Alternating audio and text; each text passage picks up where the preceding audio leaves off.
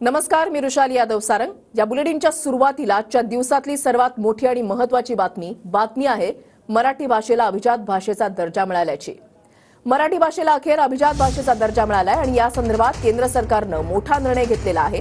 मराठी भाषेसह पाली, बंगाली, आसामी आणि प्राकृत भाषेला अभिजात भाषेचा दर्जा मिळालेला आहे।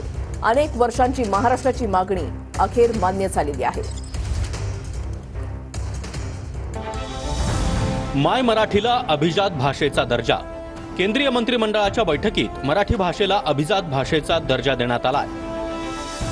केंद्र सरकारकडून मराठीसह बंगाली, आसामी, पाली, प्राकृत या भाषांना देखील अभिजात भाषेचा दर्जा देण्यात आला।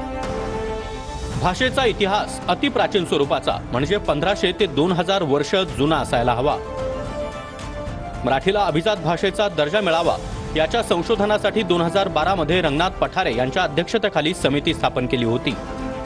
2013 मध्ये या समितीने आपला अहवाल प्रकाशित केला होता।